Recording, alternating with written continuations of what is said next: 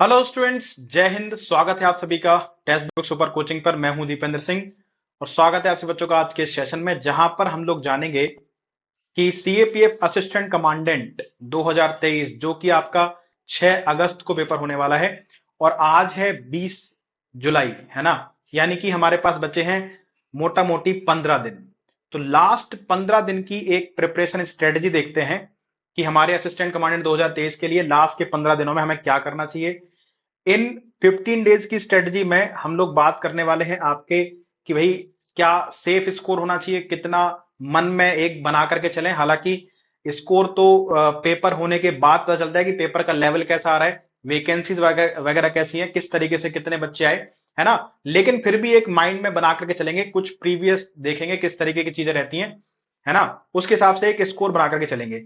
और इसके बाद कौन कौन से टॉपिक बहुत ज्यादा इंपॉर्टेंट है जिन पर आपको खास ध्यान देना है हर एक सब्जेक्ट के।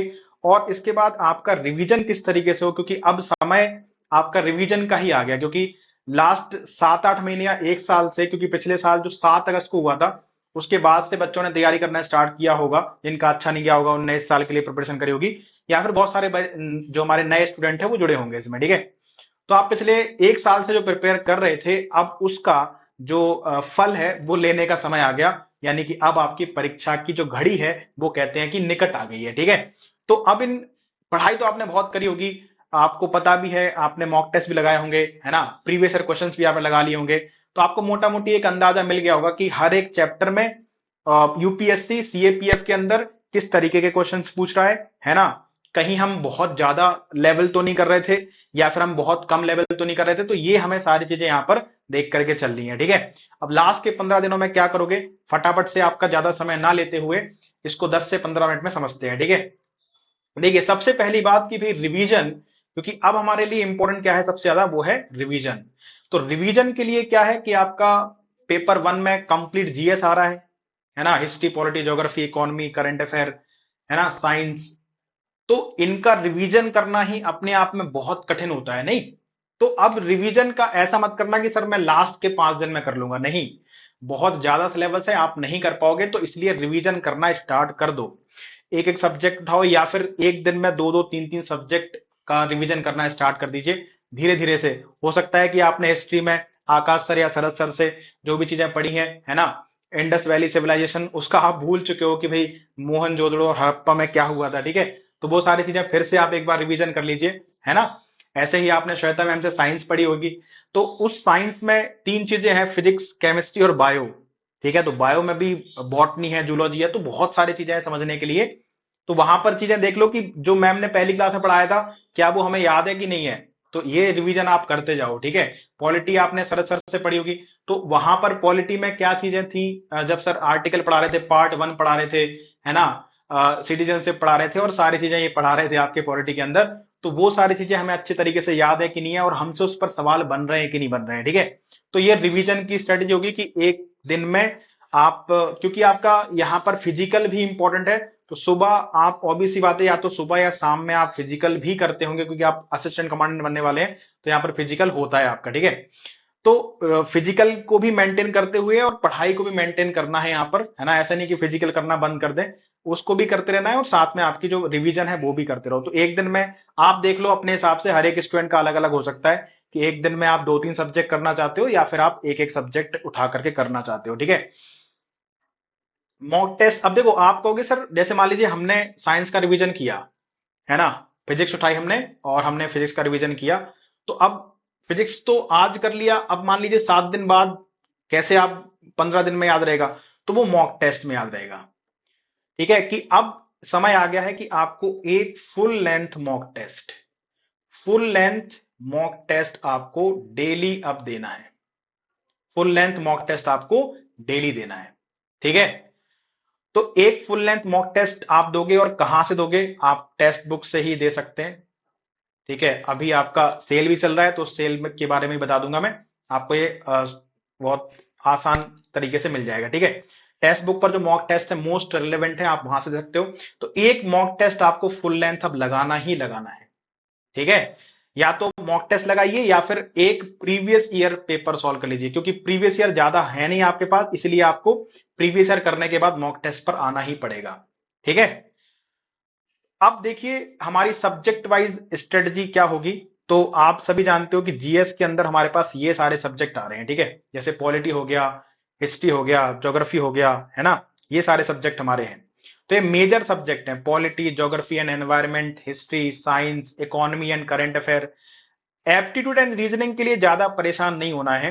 जो बच्चे असिस्टेंट कमांडेंट के लिए जा रहे हैं, इसमें ज्यादा परेशान होने की जरूरत नहीं है। आपको परेशान किन के लिए होना है, बाकी इन सभी के लिए, ठीक है। जो कि आप लास्ट के 10 दिन में अभी चीजें कर सकते हो, ठीक है। लास्ट के 10 दिन में ये चीजें की जा सकती हैं। जैसे पॉलिटी में आप सभी जानते हो कि पॉलिटी के अंदर कुछ चीजें बहुत ज्यादा इंपॉर्टेंट हैं जो आपको शरद सर ने बताई होंगी। उन टॉपिक्स को आप बार बार रिवाइज करो। ज्योग्राफी एंड एनवायरनमेंट में आकाश सर ने आपको चीजें बताई होंगी, है ना। उनको आप बहुत अच्छे तरीके से रिवीजन कीजिए। हिस्ट्री में आपके एंशियंट हो गया, मिडिवल हो गया, मॉडर्न हो गया, है ना।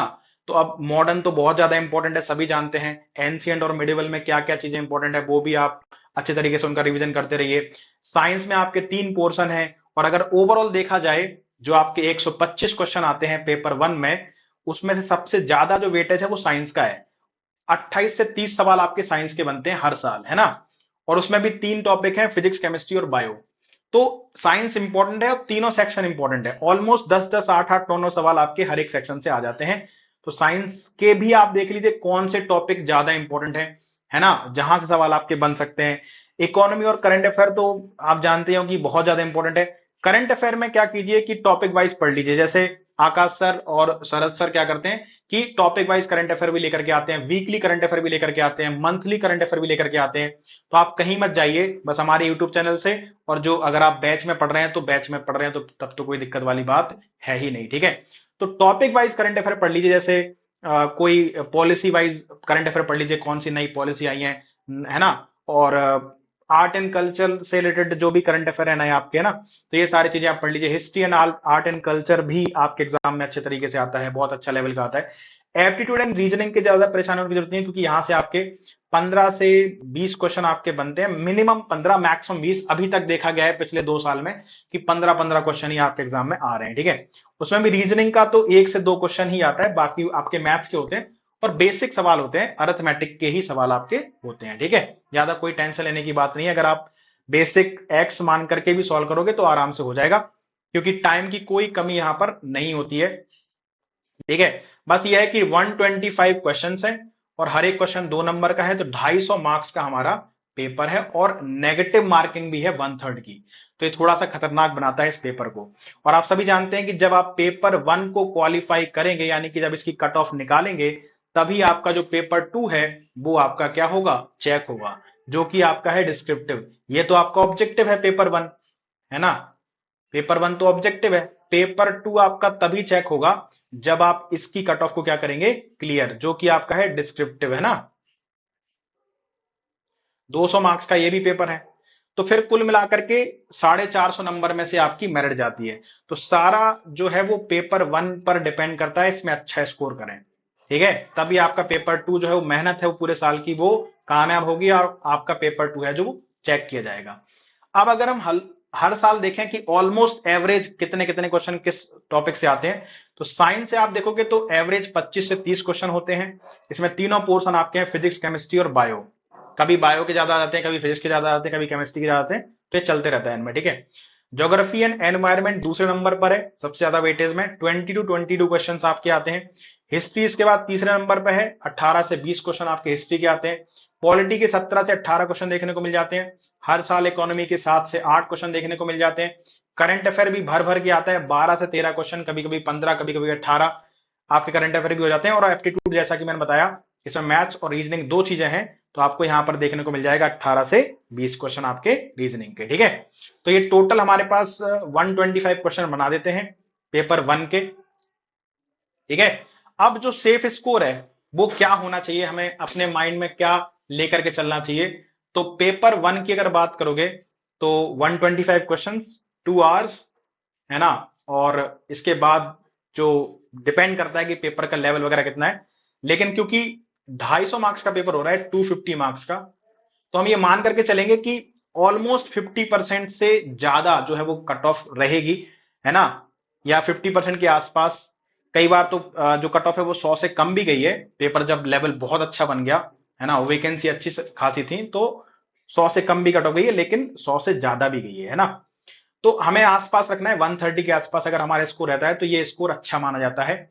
ठीक है, क्योंकि क्या होता है कि मान लीजिए कि कट ऑफ आपकी गई 130 और आपके मार्क्स है 132, कट ऑफ से 2 नंबर ज्यादा है, तो फिर ज्यादा आपका पेपर 2 तो चेक होगा, लेकिन जो प्रेशर है वो सारा पेपर 2 पे चला जाएगा, और पेपर 2 में स्कोर करना बहुत कठिन है, क्योंकि जो ओवरऑल कट ऑफ होगी पेपर 1 और पेपर 2 की, फिर उसमें आपको मुश्किल हो जाएगी। तो इसलिए कट ऑफ से कम 10 नंबर या 5 नंबर या 20 नंबर कम से कम ज्यादा रखिए, ताकि आपको पेपर 2 के बाद जो ओवरऑल कट ऑफ बन रही है उसमें ज्यादा कोई दिक्कत ना आए। ठीक है, अब 130 प्लस स्कोर करने के लिए आपको अटेम्प्ट कितने करने पड़ेंगे 125 में से?